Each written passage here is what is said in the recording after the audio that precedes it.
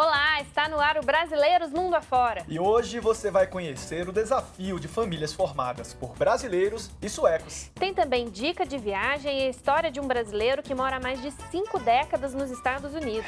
E tem a saudade de um baiano que mora na Costa Rica e curiosidades sobre a Argentina. E direto de Londres, notícias com a nossa correspondente. Tem ainda a história de um dos museus mais visitados do Brasil. Agora, no Brasileiros Mundo Afora.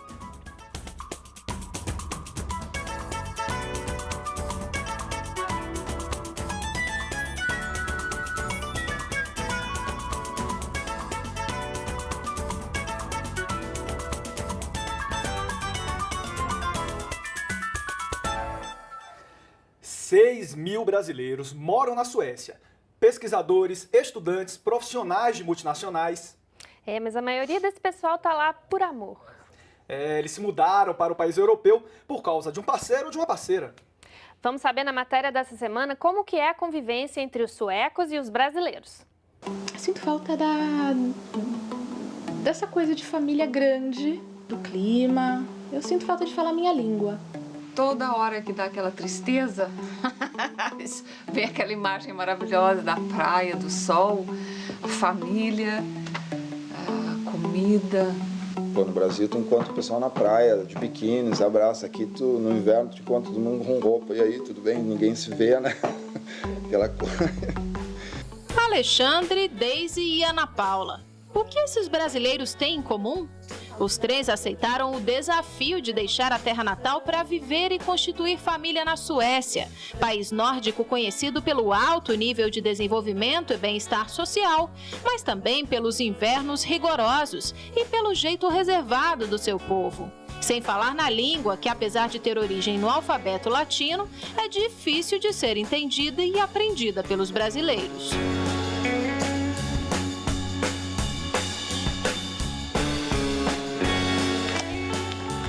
Paula. Tudo bem? Olá, Gisele. Tudo bem? Prazer. Det är jättebra i skolan här i Sverige, men det kan också vara bra i Brasilien. Este aí falando sueco com perfeição é o filho da Ana Paula, Matheus, de 9 anos, que nasceu no Brasil. A história da Ana é assim. Ela conheceu o sueco Thor Bjornsson há 18 anos num curso de inglês em Londres, no Reino Unido. Eles mantiveram contato e um dia ele decidiu se mudar para o Brasil. Os dois viveram juntos 9 anos em São Paulo, onde o Matheus nasceu. Mas aí... Depois de alguns anos, eu acho que senti essa questão de ter responsabilidade de alguém, além de mim mesmo, né? Do meu filho, pensando no criar meu filho, o crescimento, né? Eu não me senti seguro, nem para mim, nem para a parte dele, vamos dizer isso. Daí eu reconsiderei a situação e resolvemos mudar de volta para cá. A mudança, 8 anos atrás, foi um grande desafio para Ana Paula. Eu sempre trabalhei, eu fiz uma boa universidade, então chegar aqui e ter que fazer uma outra coisa completamente diferente, né? Pelo fato de precisar trabalhar também, eu não era muito claro para mim. Com a Deise, a história foi um pouco diferente. Quando ela foi para a Suécia 26 anos atrás, era uma jovem de 22 anos, cheia de sonhos, que decidiu seguir uma paixão. Hoje, divorciada, ela lembra das diferenças culturais que marcaram seus 2 casamentos em terras suecas. O primeiro foi bem maior. Ele era muito preso a tradições que às vezes não vale a pena. O segundo, ele era uma pessoa super assim tranquila, mas nas questões das resoluções dos problemas, por exemplo, aí ele era bastante sueco, porque ele não tinha a coisa de conversar, de falar sobre os problemas, de mastigar as coisas. Deise mostra com orgulho a foto dos 2 filhos, Hugo, de 17 anos, e Ivan, de 14. Uma vez o pequenininho, quando ele era bem menorzinho, falou assim: eu sou 100% sueco e 50% brasileiro. casa, só matemática, né, meu filho? 150, né? Quer dizer, então, para eles são suecos, não são brasileiros. Já o Alexandre tem espírito aventureiro. Antes da Suécia, ele já tinha morado em outros 3 países. Na Austrália, conheceu uma sueca e foi assim que ele foi parar em Estocolmo. Quando eu cheguei aqui, eu não tinha aquela ideia de ficar aqui, né? Então eu cheguei aqui como turista, estava viajando, aí como eu falei, surgiu a oportunidade de ficar aqui. Chegamos aqui na casa do Alexandre, encontramos ele, olha só, na cozinha fazendo jantar para as crianças. Aqui, pelo visto, as tarefas da casa são bem divididas. A esposa do Alexandre estava trabalhando e ele ficou cuidando das crianças. Soleio, de 7 anos, e Orlando, de 5. Aliás, esta é uma grande diferença da vida em família na Suécia em relação a alguns países. Não tem essa história de homem faz isso, mulher faz aquilo. Que é uma coisa mais, sabe, todo mundo é igual, o homem e a mulher são iguais. E já começa isso na história da creche também com as crianças. O marido da Ana Paula concorda. Bem dividido, em geral dá para dizer assim. Eu lembro, a gente recebeu familiares várias vezes do Brasil, mas principalmente uma mulher falou, ela estranhou que visitou nossa casa e depois dos meus pais, visitamos também outros amigos, assim.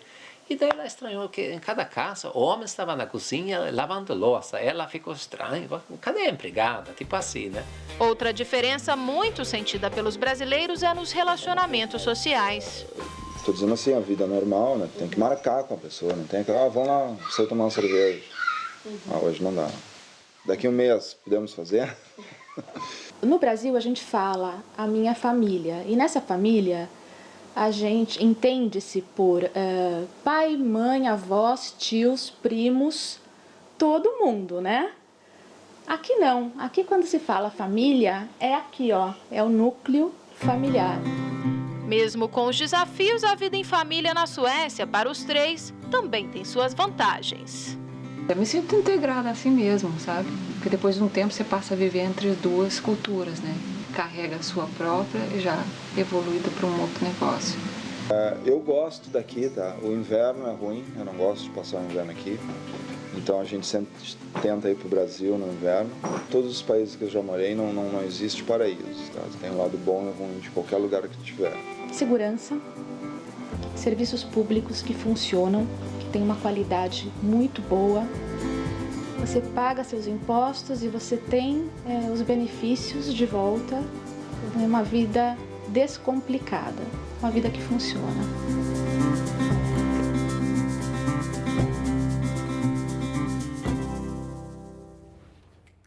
Eu tenho certeza que você já ouviu falar de Florença. É lá onde está a famosa escultura Davi de Michelangelo. Na cidade italiana tem obras e mais obras de artistas conhecidos, como Leonardo da Vinci, Botticelli, Rafael Sanzio. Mas o que pouca gente sabe é que a 30 minutos de Florença tem uma cidadezinha bem charmosa e cheia de história. Dá uma olhada no quadro Mochilão.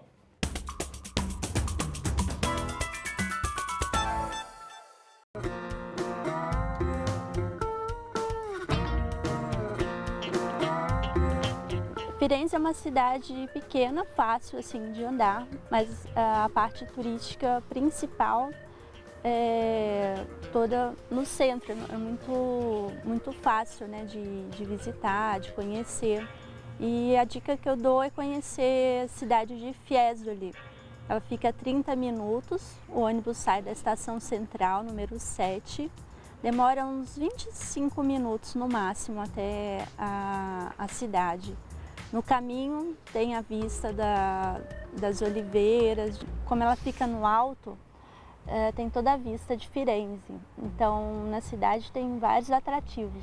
Assim que se desce do ônibus tem a igreja principal, que ela é de origem etrusca. Tem um sítio arqueológico muito importante também, que é aberto à visitação durante todo o ano. E na parte central tem vários restaurantes, gelaterias, sorveterias, né? E é bem interessante conhecer.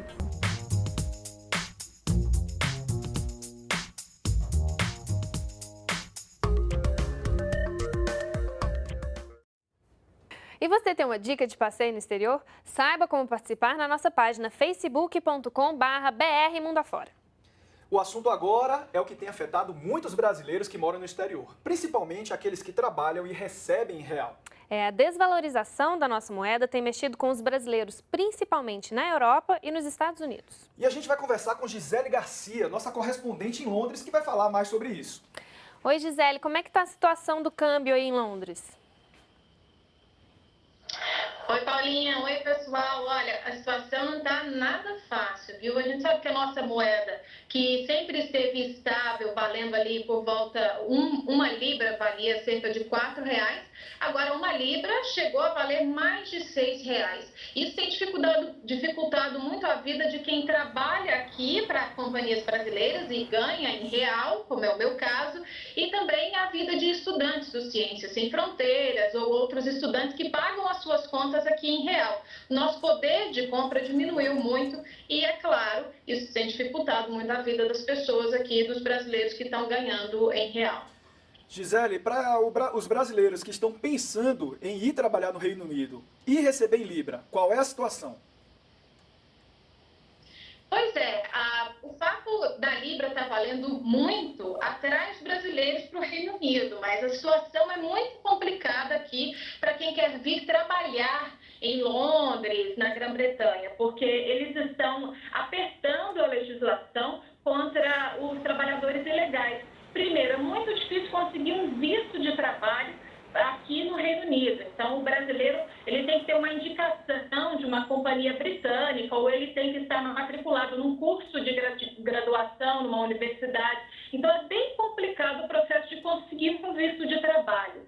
E para vir para cá, para trabalhar ilegalmente, olha, a situação está muito complicada. Uma nova lei foi apresentada agora no parlamento, está sendo discutida, para que o imigrante ilegal que vier para o Reino Unido, ele não consiga alugar uma casa, ele não consiga abrir uma conta bancária, ele não consiga emprego. Os empregadores vão ser processados criminalmente se contratarem trabalhadores ilegais. Então, com essa lei, a situação vai ficar mais complicada ainda. Então, não recomendo para nenhum brasileiro vir para o Reino Unido para trabalhar ilegalmente, viu, pessoal? Bom, vamos torcer para o real voltar a valorizar e dar um alívio para esses brasileiros que estão nessa situação aí. Obrigada, Gisele. Bom, e agora a gente vai falar de um sentimento muito comum entre os brasileiros que moram no exterior.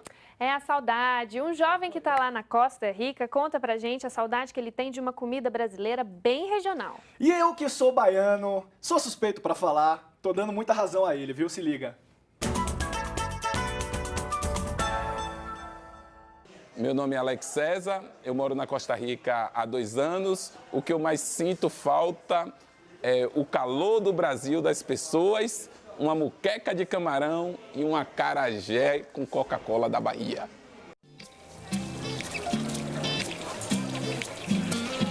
Feito com feijão fradinho, cebola e sal, esta iguaria, que é a cara da Bahia, veio da África por volta do século XVIII.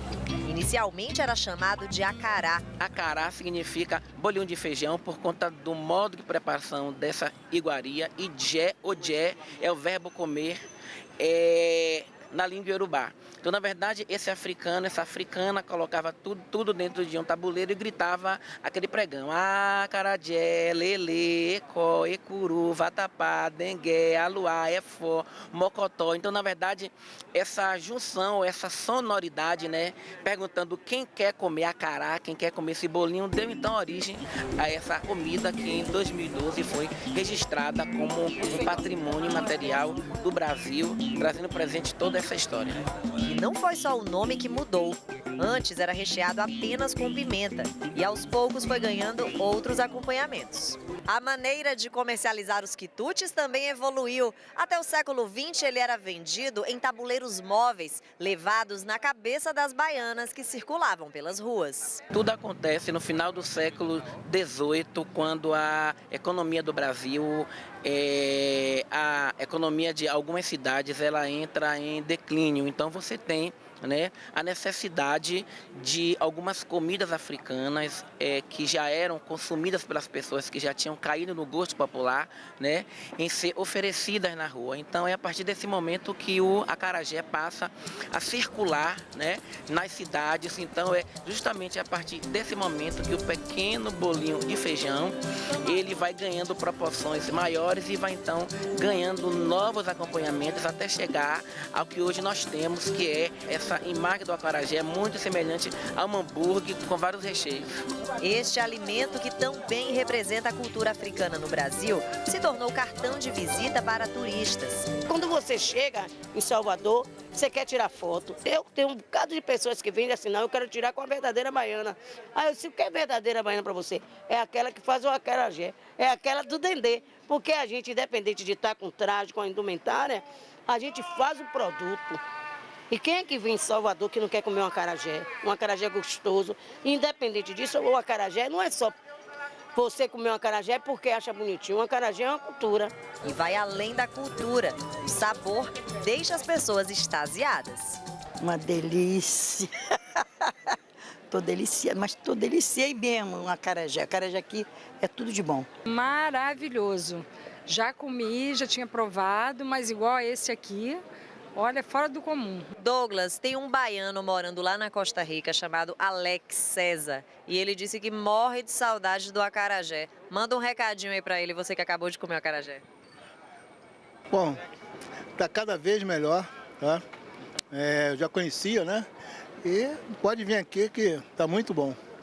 Diga a ele que o acarajé também tá com saudade dele. É, isso aí. Vem que o acarajé tá com saudade de você. Alex César, eu tô com você, viu? Também não moro mais na Bahia não, sei bem o que é essa saudade. E se você sente falta de alguma coisa do Brasil, conte pra gente, mande seu depoimento em vídeo pelo WhatsApp. Anote o número, tá aqui, ó. Ó, só não esquece de gravar assim, ó, deitadinho na horizontal. Pois é, e agora tem a história de um brasileiro que mora há mais de 5 décadas nos Estados Unidos. Ele é filósofo, teólogo, poeta, escritor. Rapaz, ele é muita coisa. Aliás, rapaz não, porque já tem 83 anos, é um incansável. A gente está falando do Domício Coutinho. Ele é um missionário da cultura brasileira na terra do Tio Sam.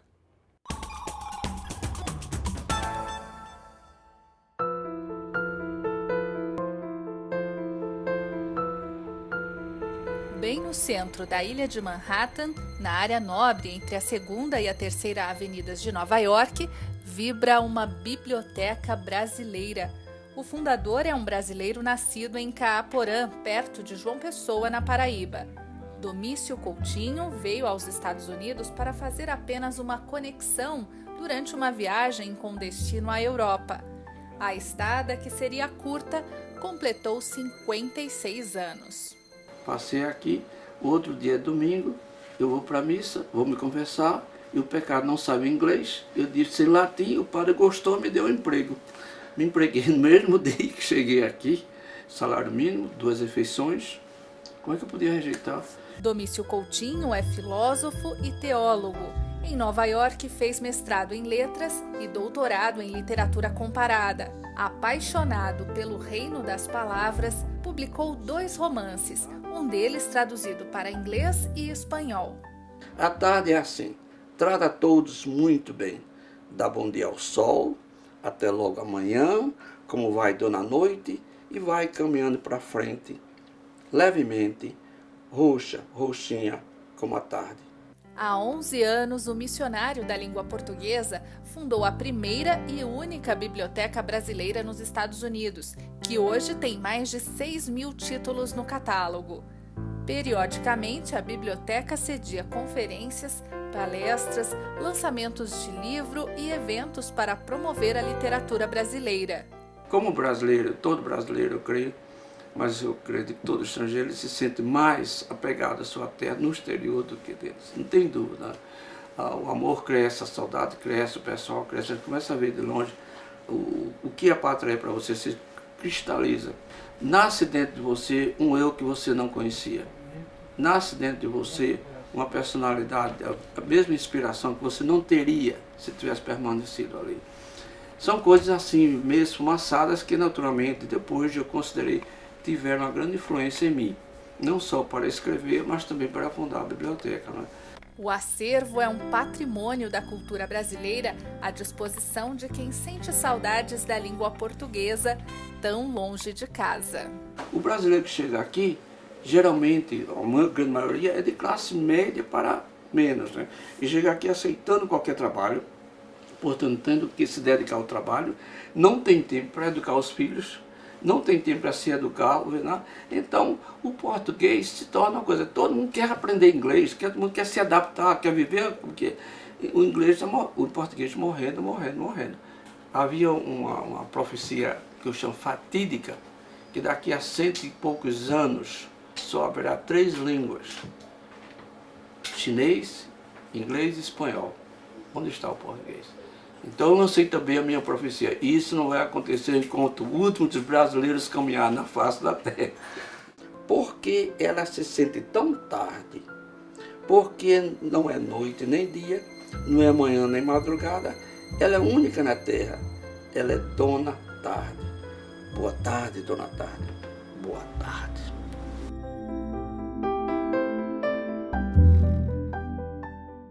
Tiago, por acaso você sabe dançar tango? Paula, eu só danço a vinheta do programa que você não quis dançar comigo. Engraçadinho. Você fala espanhol? Hablo um pouquinho. E por acaso é fã do Maradona? Rapaz, o cara é craque, não tem como negar. Já deu pra perceber que a gente tá falando da Argentina aqui, né? É o Viramundo de hoje.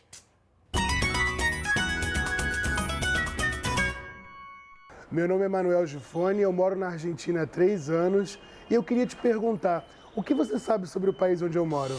Então vamos saber o que é que os brasileiros sabem sobre a Argentina. Andressa, tudo bem? Tudo. Eu quero ver se você identifica a Argentina no mapa mundi. Que?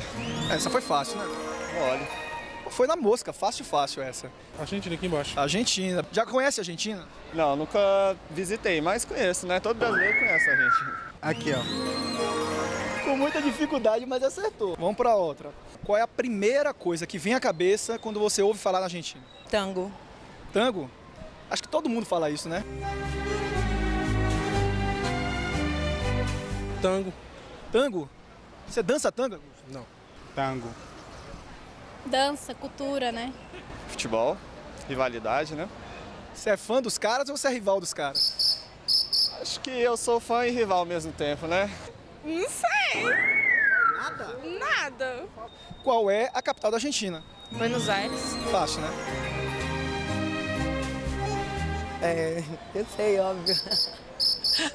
É aquela questão, aquela pergunta que você sabe, mas foge na cabeça na Buenos Aires. Buenos Aires. Buenos Aires? É. Certeza? Sim. Carol? Não sei, não, acho que é. Não sei. Não arrisca nada? Não faço a mínima ideia. Buenos Aires. Vamos para a próxima. Qual é a língua que se fala na Argentina? Boa pergunta. Arrisca nada? Nada. Não vem nada na cabeça. Eu acho que é o Europeu, sei lá. Castelhano. Castelhano. Una locura sería que lo encuentre ese hijo de su madre. Espanhol. Espanhol? Eu vou te mostrar agora umas personalidades argentinas e você tenta dizer quem é, tá certo? Quem é essa daqui? É presidente. Acertou. Qual é o nome dela? Esqueci o nome dela. Cristina, não lembro o sobrenome. Kirchner. Boa. Presidente, algo do Presidente. Cristina Kirchner? Kirchner. Porra, foi bem, velho. Foi bem. A presidenta, Cristina Kirchner. Esse aqui é muito fácil. Ah, o guerrilheiro, Che Guevara. Che Guevara, beleza. Fácil, né? Che Guevara. Você sabia que ele nasceu na Argentina? Sabia, inclusive eu visitei a universidade onde ele se formou, Alba. Che Guevara. Che Guevara, fácil. Beleza. Quem aqui o negócio já muda de figura. Não esquece a mulher. Eu não sei, não. Nada? Evita. Na mosca você, viu? Nem ideia. Ela é uma cantora, claro, Evita Peron. Ela tá discursando aqui pra um monte de gente. Foi alguma presidente da época? Você acha que ela foi presidente? Foi, não? Eu acredito que sim. Madonna fez um filme sobre ela. Ela foi casada com o general Juan Domingo Perón. Evita Peron, ela foi primeira dama da Argentina.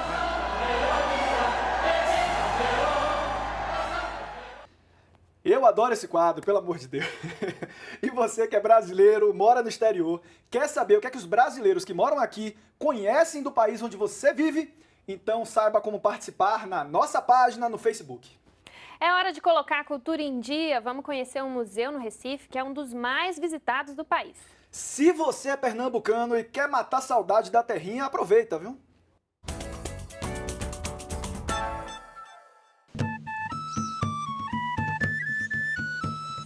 Europa, século XI. Pelo menos, essa é a impressão que se tem depois de percorrer toda a Aleia de Palmeiras e chegar até os castelos medievais. Mas olhando para as esculturas, percebe-se que é um cenário mais recente. A estátua de Davi de Michelangelo, a mulher e o cavalo de Fernando Botero e, por fim, o visitante descobre: está mesmo no Nordeste brasileiro, na atração turística mais visitada do Recife. Esse que é considerado entre os 4 museus mais visitados do Brasil. Ele tem uma média de 155 mil visitantes por ano. É o museu mais importante do Norte e Nordeste do Brasil.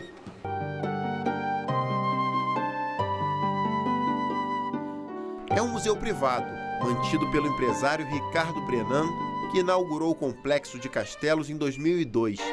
São 30 mil metros quadrados de área a apenas 11 quilômetros do centro do Recife. Tudo isso só porque ele precisava de um local para abrigar sua gigantesca coleção. É sobretudo uma pessoa de fino gosto. Então ele quer estar próximo da arte, ele quer conviver com a arte, ele quer tocar, ele quer sentir como dele.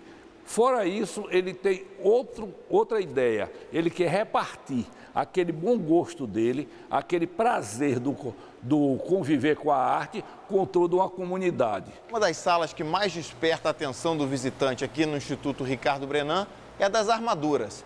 Peças que foram feitas entre o século XV e o século XIX.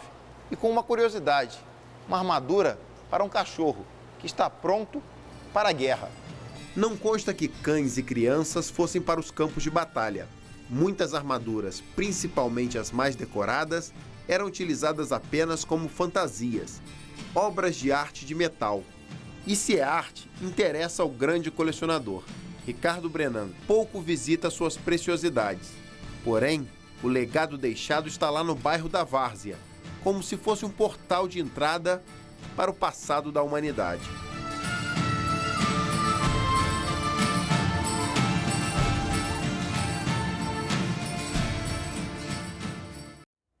O Brasileiros Mundo Afora fica por aqui. Agora a gente espera a sua participação, porque o programa não existe sem você. Mande a sua mensagem pelo Facebook ou pelo WhatsApp no número que aparece aí na sua tela. Tchau, até mais. Tchau, tchau. Oi, sou Cleidilene Oliveira, moro há 8 anos em Barcelona, na Espanha, e sou uma brasileira pelo mundo. Meu nome é Ana Paula, eu moro no Canadá faz 8 anos e eu sou uma brasileira no mundo.